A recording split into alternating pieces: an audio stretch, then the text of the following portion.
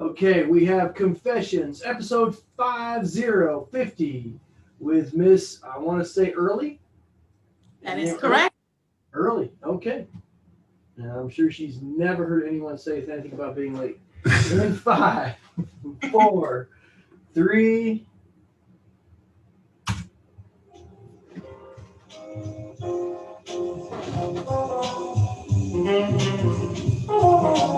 Peace, everybody. Confessions. Peace, everybody. Confessions. Peace, everybody. Confessions. You are listening to Confessions with Brian T. Bethea on Jams.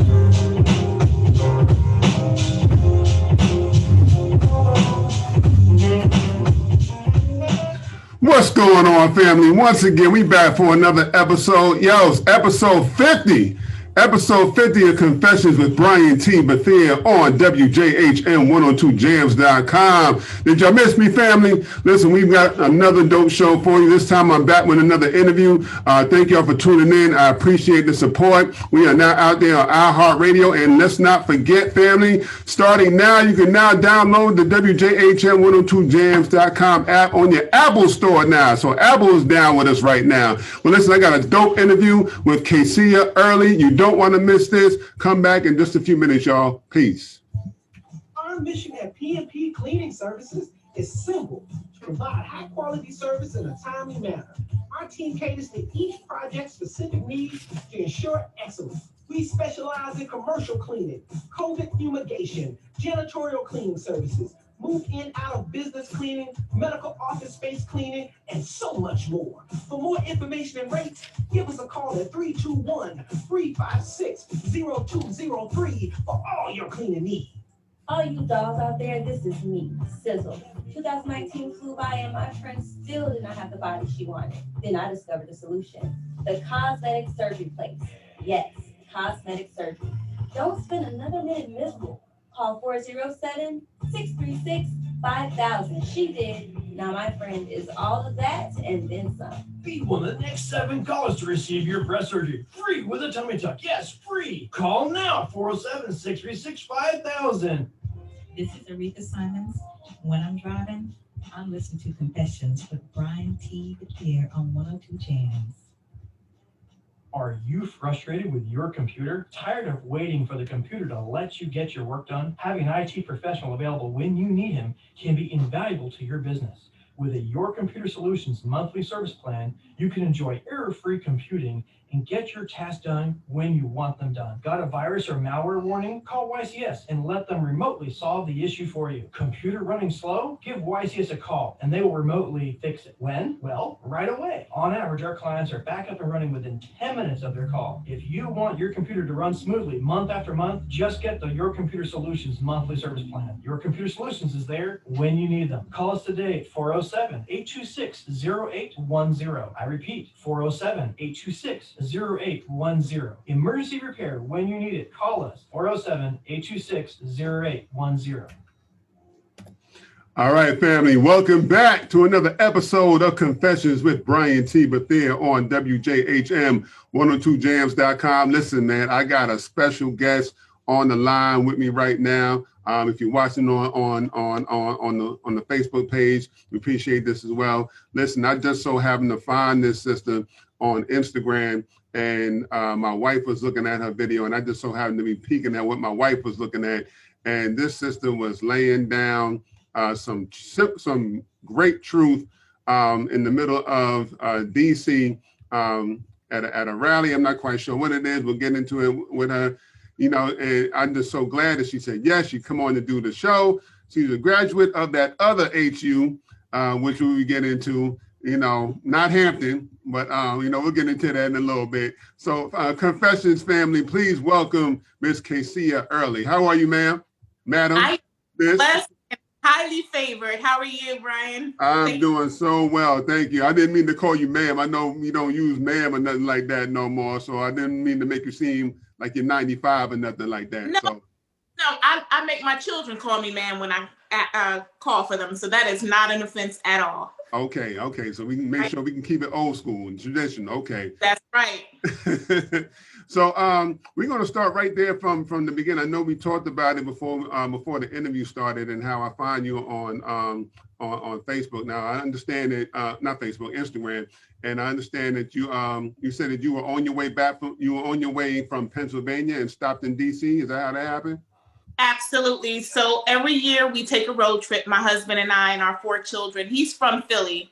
So we start in Florida and we work our way all the way up to Philadelphia and we make our way back. It takes us about a month.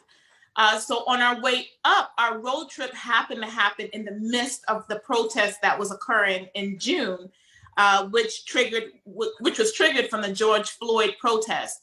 So we stopped in DC because I wanted to show my children the White House and Black Lives Matter Plaza, which was painted as a mural on the ground. And when we approached this crowd, there was officers on one side and protesters on the other, and the protesters were just hurling insults and cursing at the officers. And obviously the officers weren't reacting, but for a split moment, I wanted to just remove my children from that contentious environment. And as I started to shuffle them back, it was as if the Spirit of the Lord said, turn right back around and talk to those people. And so basically what you saw was an impromptu speech that I gave on Black Lives Matter Plaza. One of the protesters held my phone and she held a stack of T.R.A.P. cards that I had, and I basically was giving away free legal information and also speaking to the officers. Okay. Now, were you nervous at all when this was happening? Because I know sometimes, one little thing or one small, one small negative, act or what have you can sometimes trigger things off. For a moment, I wouldn't say nervous. I was actually concerned that once I started to speak, that no one would listen. It wasn't like I had a bullhorn. I was also concerned that I wouldn't be able to let those raw emotions subside long enough so that they can hear what I had to say. No one knew who I was. I wasn't dressed like an attorney. And I just started talking. And the moment I made my introduction and I said, I'm a criminal defense attorney, if you look at this video, that's when everyone was like, okay, let's see what she has to say. And it was totally a different vibe. So for about 10 minutes, I spoke not only to the crowd, but I also spoke to the officers because we want to bridge this gap. We need law enforcement, but this gap will only widen, and this police brutality will only increase unless we have number one, a conversation with officers and civilians, and unless we teach civilians their basic constitutional rights. And that's exactly what I was trying to do. Okay. And then why would you say that you're so passionate about fighting for the rights of others? It starts with a personal experience years ago. So it started back at Howard University. I was previously incarcerated. A lot of people really don't know my story unless you ask me or pull it up. But when I was in college, I had a part-time job working at a shoe store, gave away discounts, didn't think anything of it, figured worst thing that can happen to me was that I would get fired. Well, not only was I fired, I was arrested, I was charged, I was sentenced, and I was placed in solitary confinement for a period of time. And during that time, I did have an opportunity to reevaluate where my life was headed. And I always wanted to be a lawyer, but I figured that this was not only a stumbling block, but just like a no can do. So obviously years later, fast forward 16 years, I am the owner of my law firm. I'm a lawyer. So my passion truly came from my personal experience in the criminal justice system. So previously as a defendant, now as a defender. Got you. Now, taking that example, because I was going to ask you, what you were, arrested for or what have you. Now looking at that, because we all know, like back in the day, especially back in the day, you found out somebody worked at the Gap, you know what I'm saying, or somebody worked for Timberland or a Nike store, what have you. You're like, yo, let me get the hookup, but you never hear about somebody, and you hear them jokes all the time, like, Shantae invented the hookup or what have you, or this, that, and the other. But you never hear about anybody getting arrested for it, and they never knew that you could get arrested for it. So what was going through, first of all, how can they arrest you for that? And what was going through your mind when you found out you were getting arrested for it? Well, the reason they were able to arrest me, number one, is because it was considered embezzlement. So whenever you're entrusted with the goods of an employer and you do not, quote, do what you're supposed to do with those goods can convert into funds. Those goods, so you may not actually take money, but the goods that you take is, there's a value asserted to that. So because I was entrusted with the goods and I discounted those goods or applied my employee discount to a non-employee customer, those goods, and over a period of time, anything over $300 in the state of Virginia is considered a felony. So that's how they were able to charge me with the felony. And they did have the option of just firing me, but I believe that, the corporation wanted to make an example for anyone else that decided to do that, rightfully so. And honestly, that was the best thing that could have ever happened to me, because I don't believe that I would be so passionate as a lawyer had I not experienced incarceration, had I not experienced being in solitary confinement, had I not experienced even going through the judicial system. So when I'm a lawyer, as a lawyer now, I'm like, time is money. Justice delayed is justice denied, because I knew that the collateral consequences attached to being arrested is tremendous. So that's kind of how it happened. Like you said, as an employee, you're entrusted with goods, so you can't deviate from that. Right is right, wrong is wrong. Right. And how did you get caught, if you don't mind me asking? Basically, I did it so many times that it probably triggered through corporate on the cash register, and they were able, with their technology during that time, to see that I was discounting too often. So from register, and I ended up, prior to my arrest, I ended up confessing, making a statement, writing a statement. And that statement was then utilized against me. So even if I wanted to have a defense, I couldn't, because I basically gave away my constitutional right to remain silent. And that's the S in T.R.A.P.S that I know that we'll get to later on. Yeah, we'll definitely talk about that for real. Now, what I saw interesting about your story was, as I was reading up on you and stuff, I saw somewhere, and I guess in the previous interview, you had stated that the judge had stated, the judge who did your sentencing, that you were hoping, of course, for leniency, but the judge said something to you that the way I read it was a positive or what have you. They didn't want to see you back there anymore, but it was almost like a way, from the way I saw it, or way I read it, was that he wanted you to make something of yourself. Is that, do you remember exactly what the judge told you? To this day, yes, I do. So I was crying. He after he sentenced me, he gave me a stern warning. He said, Miss Berry, my maiden name, he said, I do not want to see you back in my courtroom unless you are performing your civic duty as a juror, or if you plan to become an attorney, because I did tell him that I wanted to be a lawyer. And here's the crazy thing about this. I didn't share this with you, but 2 years ago, because every year we go up to DC and Philly. So 2 years ago, I went back to the very courtroom, and the same judge was presiding. He didn't recognize me. So by that time, I was already in attorney mode. So I go into the courtroom, I sit down where the attorneys sit. And so he was at the end of his docket. So he says, young lady, I don't have any other cases. What's your name? So I stood up and I said, Your Honor, you may not remember me. I said, but 13 years ago, you gave me a stern warning. I told him a brief history about the case. And I said, you told me not to come back in your courtroom unless I was performing a civic duty, or I was an attorney. And I said, I'm here to tell you that 13 years later, not only am I an attorney, I was rated the top 10 attorney in the state of Florida. I own my own law firm. And I said, I truly want to thank you for not giving me probation, but sentencing me to jail. That's the best thing that could have ever happened to me. And then emotions took over because it was as if I was that little girl 13 years ago being sentenced. But this time it was tears of joy because I'm like, I was so mad at him. But that was the best sentence he could have gave me because it gave me an opportunity to reevaluate my life and ensure that I would never do anything, especially coming into this profession as a legal advisor, to ruin my entire career and lose my bar license. So he said he remembered, by the way.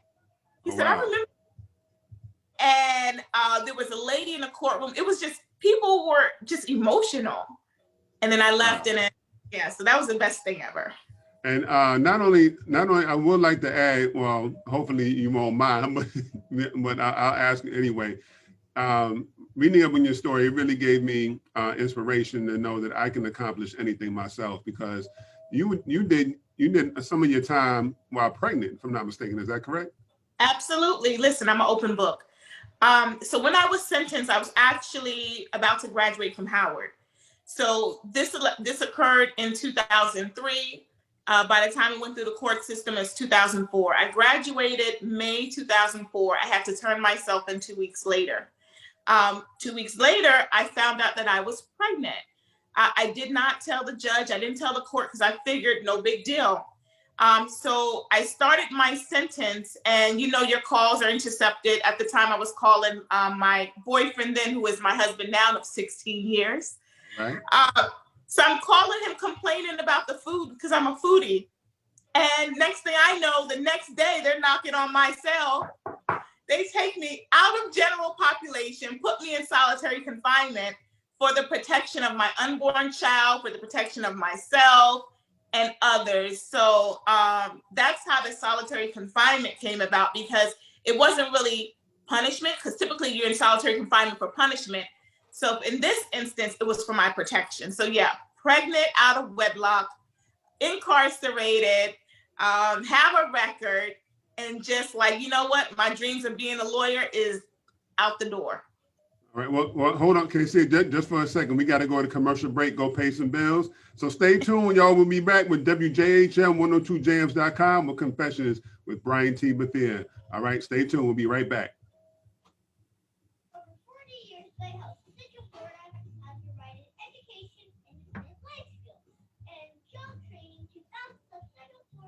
Who live with blindness or any degree of response, whether it's picking out clothes in the morning or just moving around your community, serving orange, snow, and Osceola County.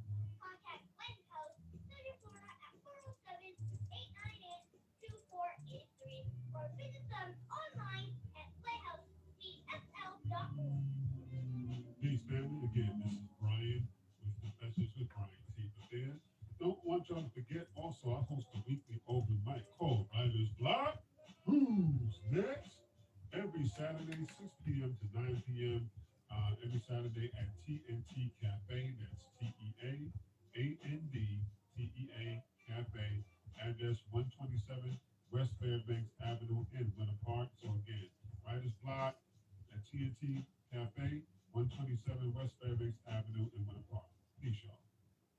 The T.R.A.P.S Show would like to thank one of their dedicated sponsors, Custom Designs Orlando. These guys are on Mills Avenue and do all sorts of stuff, ranging from photo ID badges, engraved signs, custom braille ADA signs, vinyl lettering to trophies and awards. The cool part about Custom Designs is they can ship products all over the United States. You can reach them at 407-898-0373 and tell them that T.R.A.P.S sent you.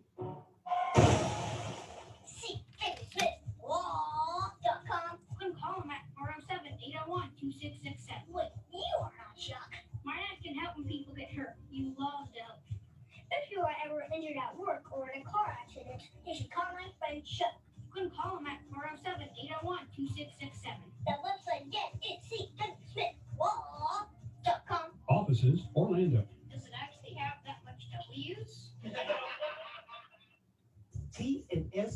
Supply is a Black-owned beauty supply store located minutes from Orlando in Apopka, Florida. T&S Beauty Supply is not only your local hair store supplying weaves, wigs, bundles, and more, but we also offer all types of beauty supply products and accessories such as barber equipment, cosmetics, jewelry, and so much more. We offer competitive prices and quality service. Stop by or call us at 407-814-3412. Aw, Dad, my computer's slow again and I can't play my games. Call Your Computer Solutions today, and we will scan for viruses and clean that computer up remotely and make it fast again. Our phone number is 407-826-0810. Thanks, Dad, my computer's fast again. Now I can do my homework. Thanks for calling Your Computer Solutions at 407-826-0810. All right, family. Once again, we are back with Confessions with Brian T. Bethea on WJHM102jams.com. Of course, we got my special guest.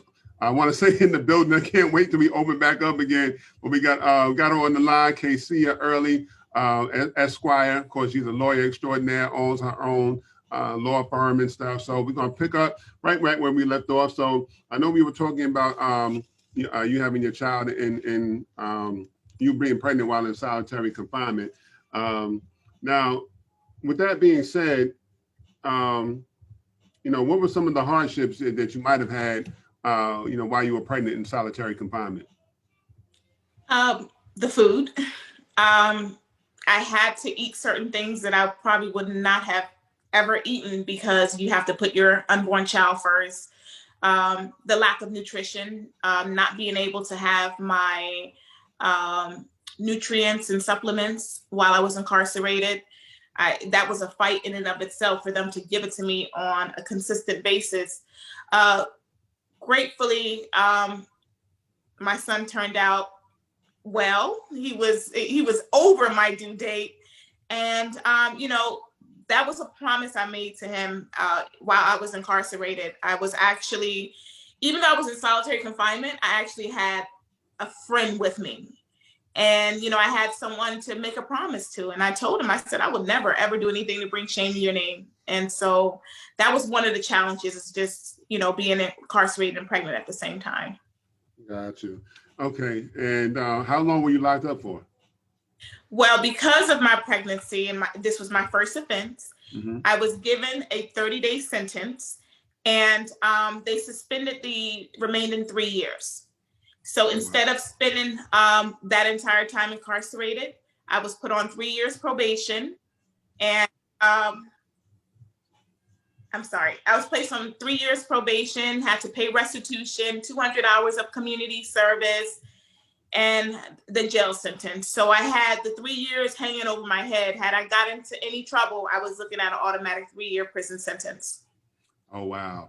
Now, it's funny or ironic that you mentioned that, because I know, and I know there's been the whole thing in the media lately and around about trying to get the probation laws or what have you, probation rules amended or what have you. Can you explain for somebody who may not understand what happens? Like, what are some of the restrictions you have, either being on probation or being on parole or what have you, that, regular, normal people may, I don't want to say that like that, but, a lot of people who may not have been incarcerated before may not understand? Absolutely. In fact, I'll give you a great example. I had a client, he had a 10-year probation sentence, and he was falsely accused of a new crime. So he violated probation, and the new crime, we went to trial, he was found not guilty. However, because he was incarcerated or arrested for the new crime that he was found not guilty on, the judge decided, you know what? I don't believe the jury. I'm still going to sentence you under probation. So he sentenced my client to 10 years for violating. So let me explain. Let me just break it down. If the judge sentenced, let's say a judge will sentence you to 2 years in jail, and then 5 years probation. Well, you're on probation, but if you have any interaction with law enforcement, so that means you may be driving and get a speeding ticket, that's considered interaction with law enforcement. The judge can then say, You violated the terms of your probation, and without a jury, by the way, this is why I do not like the loss of probation. The judge can say, you know what, I believe you violated the terms of your probation because you interacted with law enforcement. I'm going to suspend your probation, and now you have to go to jail for the remaining term of your probationary period. So it's completely up to the judge. He has complete discretion. You do not have a jury trial so that the jury can make a determination whether or not you violate the terms and conditions of your probation. And if the judge, and on top of that, the burden is so low. What do I mean by that? Well, in order to be found guilty of a crime, you have to be guilty beyond a reasonable doubt. That burden is very high because a jury has to make that determination. But if a judge determines, you know what, based on this probable cause affidavit and based on the statements of an officer, I believe you violated terms of your probation, he can send you to jail. So the laws have to be changed, but unfortunately, we have to abide by the laws. But we need senators and our local representatives to change the laws. Now, what are some things, hypothetically speaking, what are some ways that we can go about helping to get those laws changed? Well, as a minority, first and foremost, I'm 2% of the legal population. I'm a Black female, so there needs to be diversity, not only on the bench as judges, but there needs to be diversity in the legal system. There needs to be diversity. And when I say diversity, I'm not even talking about just race, but the makeup of gender, race, as well as experience. So we need more local politicians. Our local election levels are very important. If you notice, Brian, most people focus on the national elections. They focus on presidential election, but the presidential election does not determine your local laws. So oftentimes people don't vote in local elections. So the same officers are reelected and sometimes they run unopposed. So in order for us to have change, we need a fresh face. There needs to be diversity in age. Why are there always old white men in a position of power? We have youth that can be in a position of power. We need diversity so that we can represent the entire class. So that's where it needs to start in our local elections. But okay, and I definitely understand that. I feel you where you're coming from. And I know, having lived in Florida for the past 13 years or so, the issue that I see sometimes is that a lot of people, particularly Florida, I can't speak for everywhere else, and I don't live back home in New York, but I noticed that a lot of people don't feel like, especially people in young Black people, our people who are in a young demographic, they don't feel like anything is going to change, or they don't feel like the law works for them. What do you think, in your opinion, are something that we can do to help change their minds and get people out there and active? Because I'll be honest with you, from what I've seen in history, any movement that made any change was all started by young people. You said it. And our young people are our future. I grew up in the inner city. So I kind of felt the same way. I'm a first generation college graduate. I had no college graduates in my entire family, right? So I didn't have the mentors. I didn't have the resources. I felt the same way. It wasn't until you start to educate yourself, and it's not necessarily a 4-year degree. When we talk about education, we're talking about learning both sides of the arguments. If you're a CNN watcher, how about you turn to Fox to learn the other side, or CNBC? Like, you have to have a broad spectrum, right? Yeah, open mind. Yep. And it's up to us, that's in a position of power. And when I say power, I'm not talking about having this high title. If you are in a position of power, if you are in a position of authority, or if you have a position, it's your obligation to reach back and be a mentor to someone else. So I do a lot of community service because I'm just like you. I feel the same way that our youth, we have to change their mindset.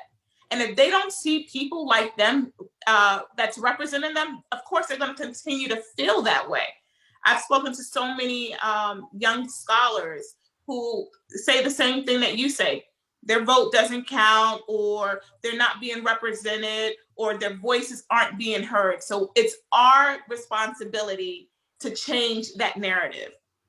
Got you. Now, with that being said, Now, do you have, and you know, you spoke very, very fluently.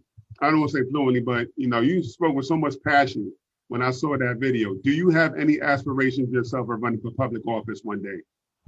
Oh, yes, I do. Absolutely. Yes, I do. I kind of had a feeling you did. So yes, I do.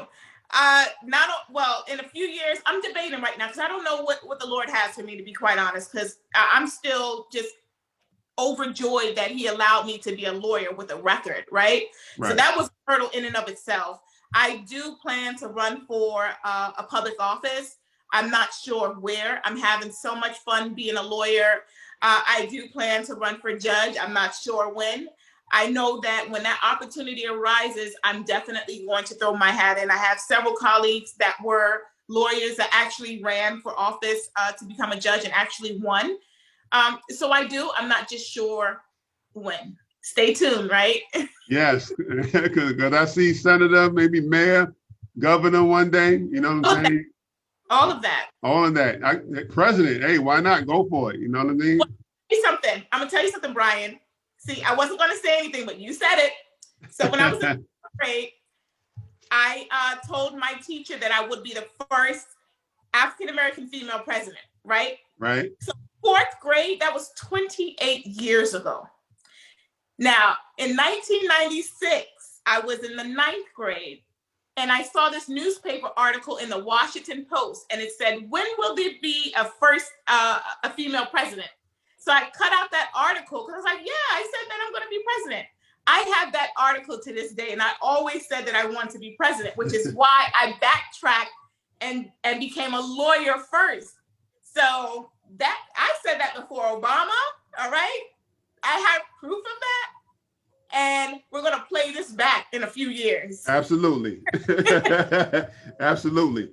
Now, let me just ask, when you got out, you know, what was it difficult for you re-entering society? Because, you know, I hear it sometimes when people get arrested, they go to jail or what have you. It's sometimes hard for them to get adjusted. And specifically, when you got that, your job as the, was it not the internship, but with the U.S. Patent Office or what have you, was it difficult for them, being that you had a record? Was it difficult to find a career, a job after you were re-entering society? Well, yes and no. There were jobs that performed the background check, and when you're on probation, the case is still open. So there were jobs that I was turned down for that I was highly qualified for, but because I was on probation, most employers do not want to hire someone on probation because there's a risk that they may violate, and now they may go to prison, and you just invested so much time in a potential employee. However, it wasn't until I actually went to law school. So there was a 7-year gap between the time I was incarcerated until the time that I graduated from law school and or applied for law school. And I went to law school, I graduated, and I passed the bar. But what people don't understand is you also have to go before the Board of Ethics before you're sworn in.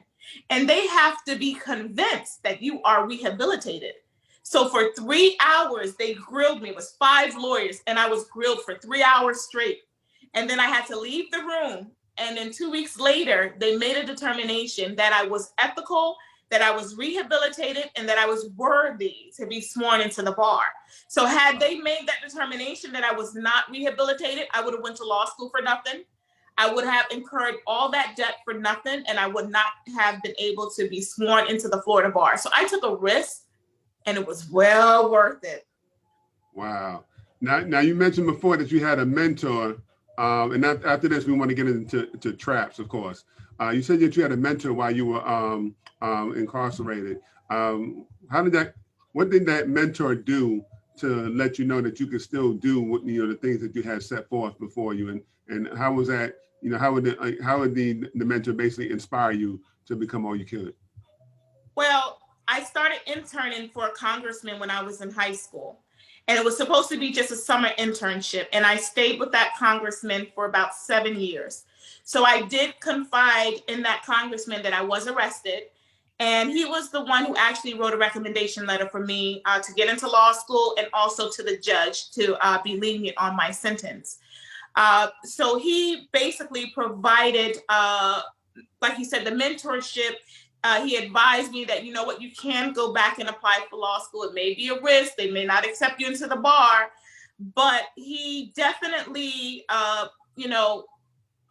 gave me that motivation to keep going. Because I'll be honest with you, when I knew that I was serving a sentence, I kind of gave up on myself. I went through a slight depression period because I felt like I was tarnished. I felt like my dreams of being a lawyer was over, and that, I didn't know what to look forward to. So he definitely, to this day, I still keep in contact with him. Wow. And you mentioned traps, because we definitely want to talk about people's rights as when they're involved with police. And unfortunately, I just heard about another situation where a young brother was killed entering into his house, just coming back from a dentist appointment. And we have to see another mother lost another child or what have you. And of course, we're just sick and tired of this happening. So can you explain to the people what T.R.A.P.S is? And of course, if you follow me on social media, I will share the information because she shared it with me. So I will, you will follow me on my social media. I will share it. But can you break that down what T.R.A.P.S is, please? Absolutely. So I started working at the public defender's office, and I realized that so many people did not know their basic constitutional rights. So what I wanted to do was break down their constitutional rights in layman's terms. I didn't want to use all this legal jargon and, talk above their heads, because the goal is that every citizen will know their rights to, arrive alive during a police encounter. So T.R.A.P.S is basically the traps of the legal system. It's meant to catch the bad guys. But if you don't know your constitutional rights, you will be caught up in the traps of the legal system. So real brief, T.R.A.P.S. T stands for don't get tricked. An officer will legally lie to you to obtain incriminated information. R stands for be respectful. Yes, sir, no, sir, yes, ma'am, no, ma'am. A stands for you have the right to a free attorney. That free attorney is called a public defender. So you don't have to be rich to have an attorney zealously advocate for your legal rights. P stands for never give permission for an officer to search your house, car, or belongings without a warrant. But you just can't say, no, don't search me. You have to use legal terminology. If you say, I don't consent, that is like a bell that goes off. It's a red flag to that officer, and that officer will know that you know your rights. And last but not least, silence is golden. Do not talk. And if the officer asks you anything other than your first and last name, say, I wish to remain silent until my attorney is present. And I can't guarantee, it says it on the card, I can't guarantee that this police encounter may not result in a fair encounter, but you are guarding your constitutional rights that's afforded to every man and woman that's a citizen of the United States. And again, thank you for breaking that down to me, because I know we definitely had to talk about that, in real quick, because a lot of people don't know their legal rights. I being one of them, having been pulled over by police, early in my 20s, after college, once during college, another time after, a few times after college, and a legal search of my car. I did not give consent or what have you. And a whole bunch of other stuff. And I thought that was really important for you to explain in that regard, so that other people will know their rights and what have you. And, countless stuff has happened. But before we go any further, we got to go to break real quick. Then we'll come back after commercial break. So stay tuned, family. You're listening to Confessions with Brian T. Bethea on WJHM 102 Jazz. We're with Kaysia Earley. We'll be right back to continue more with her after these commercial breaks, fam. Peace. In just a few seconds. Peace. When I'm driving, I listen to Confessions with Brian T. Bethea on 102 Jazz.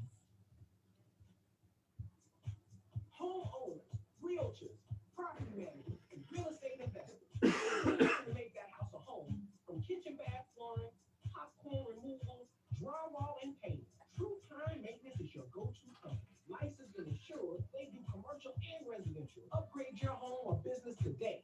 With 25 years experience in the business, they can surely meet your needs. Give them a call at 407-723-3826. That's T.R.A.P.S Maintenance, LIC. Which gun Range is a family-oriented shooting range that has been in business for over 30 years. They specialize in basic firearm training and offer numerous services such as consignments, gun trade, gunsmithing, and concealed weapon classes. I even got my training for gun safety at Oak Ridge Gun Range. Great customer service, and firearm safety is what they do best. So find out more at oakridgegunrange.com. Aw, Dad, my computer's slow again and I can't play my games. Call Your Computer Solutions today, and we will scan for viruses and clean that computer up remotely and make it fast again. Our phone number is 407-826-0810. Thanks, Dad. My computer's fast again. Now I can do my homework. Thanks for calling Your Computer Solutions at 407-826-0810. The T.R.A.P.S show would like to thank Buggy Creek Day Road Adventures for being one of our sponsors. I got to go on an airboat and saw a real gator. I even got to go to the gem mine and mine for some gems.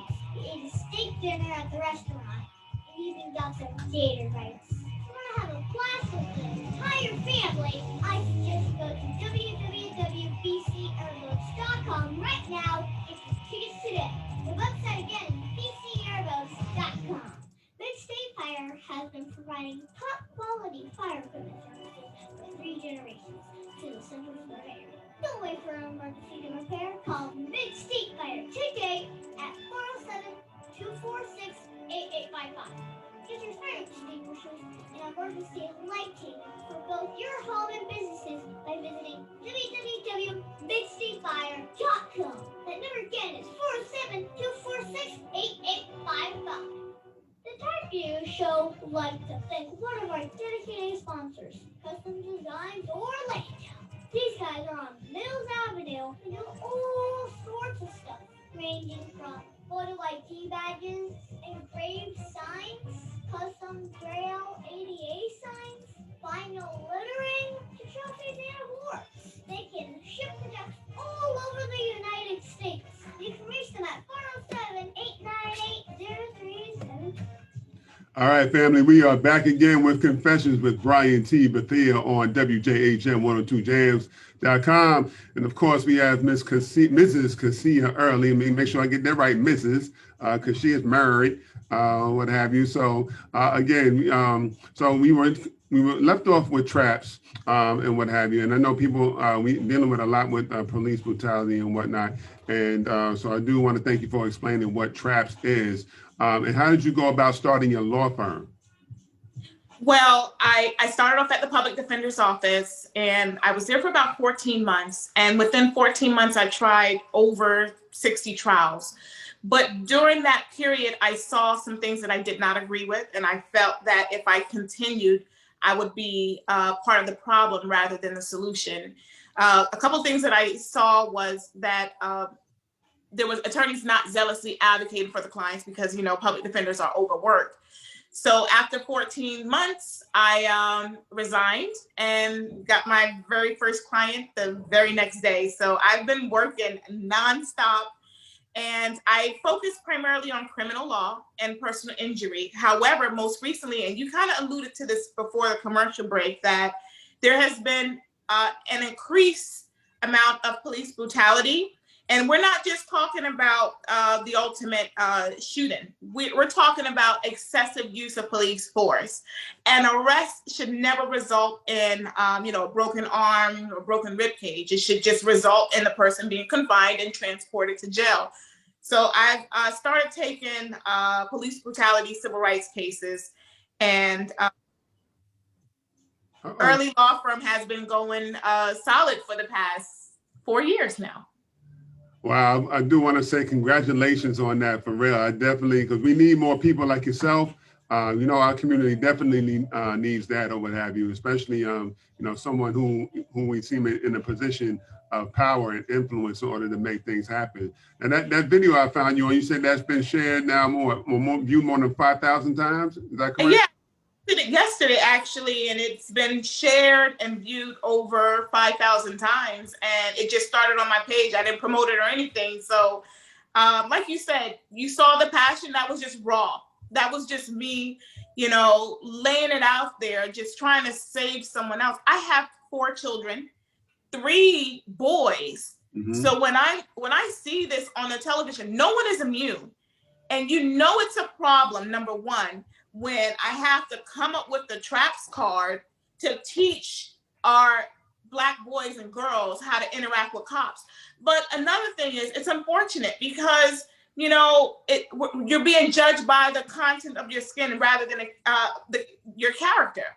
And it hurts me, but I refuse to live in fear, and I'm fighting back with education rather than, you know, physically. And another thing, Brian, I want to point this out because I had an interview a couple of weeks ago, and the host said, well, yeah, well, why don't the people who interact with the cops just be respectful? I mean, you learn that in grade I was about to ask you that. Go ahead. right? Yeah. So how can, it's not about disrespect. Why not? And now I understood the problem. It's more fear. They're not being disrespectful. If you constantly see a simple police traffic stop that results in death, and then you get pulled over, you know, you may put your hands up or you may hesitate, and then now you get shot, or you don't know what to do. Do I reach for my ID? You might get them. So it's not disrespect. It's fear on the civilian side. And it's a lack of knowledge, it's a lack of training, it's unethical practices on the police enforcement side. But I realize the bigger problem is people just don't get it. And when I say people, I'm talking about the court of public opinion. Right. Because how is it that we can watch video footage of a simple interaction and it results in the death of a person? And I always tell the person I'm talking to, I said, would that interaction ended the same way if it was an elderly person driving behind the wheel? No.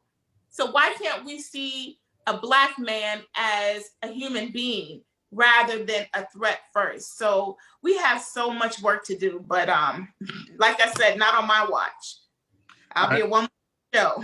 Yeah, and trust me, I've had to have this conversation one too many times with my kids, as well as like one of my, you know, a couple of my nephews or what have you. You know, I should not have to have that conversation. I mean, one of my nephews, he was visiting us from out of town one year, and we happened to be followed by police, and I had to give him the basic, you know, the talk that we all, you know, if you're Black, you know, we have to give them the talk. Not the sex talk, but, you know, the talk when dealing with, you know, dealing with police is like always be respectful. And people don't understand, like you said, that guy, we always teach our people to always be respectful of police. But, you know, and it really depends on the police officer you had, and depending on, I guess, what day he or she is having or what have you. And on top of that, but we could be as respectful as we want to be and still end up, you know, dead. Say it. Yeah. Dead, shot, hurt, or what have you. It doesn't matter. And I don't like when I've looked at the George Floyd video, people gave every excuse for the cop to use excessive force and that he was high on drugs or what have you, and this, that, and the other. But I'm like, you know, regardless, that man looked like he was already subdued. He was only moving so that he could breathe, you know. And I just don't think, you know, we are given the same. As Black people, we are not given the same ability to be human, you know, as compared to others. That's just my personal objective. We should say something. We share the same sentiments. My son, the one I was pregnant with, he just started driving, and he was driving. I'm on the passenger side, and for me, I'm immune to cops. Like when I say immune, like I see them in court all the time. There's no fear, right? So an officer gets behind us, and immediately I saw my son. He's clutching the wheel. And I'm looking at him like, what's wrong with you? Then I look in the rear view, there's a cop. So he had his first encounter, and then a cop, you know, went around. You know, he wasn't getting pulled over or anything, but the fear that struck my son, and he hasn't even gone out yet. These children know. That's why I'm like, come on, there's something wrong with society. There's something wrong with society that we have to teach our children how to interact with law enforcement. And that's why I reminded in that video clip that you saw, I reminded law enforcement, you're here to serve and protect us. Okay, so we shouldn't be afraid to call you. When we're afraid to call the cops, there's a problem.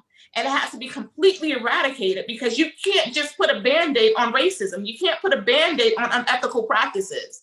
Right. So we have a lot of work to do. And if just so you know, I don't know if I told you, but I give T.R.A.P.S out completely free. I utilize the profits of my firm. I've printed out over 30,000 T.R.A.P cards. All you have to do is contact me and I mail it out completely free. I even had law enforcement reach out to me and request cards. So we're making progress here. Okay, cool. I appreciate that. Well, listen, we got to go back to commercial break. We'll be right back after these messages. All right, peace. Over 40 years, Lighthouse Central Florida has provided education, independent life skills, and job training to thousands of Central Floridians who live with blindness or any degree of loss, whether it's picking up clothes in the morning or just moving around your community in Orange, Seminole, and Osceola County.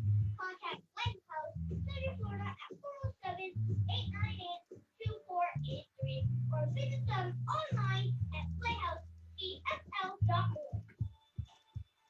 Aw, Dad, my computer's slow again and I can't play the game. Call Your Computer Solutions today, and we will scan for viruses and clean that computer up remotely and make it fast again. Our phone number is 407-826-0810. Thanks, Dad. My computer's fast again. Now I can do my homework. Thanks for calling Your Computer Solutions at 407-826-0810.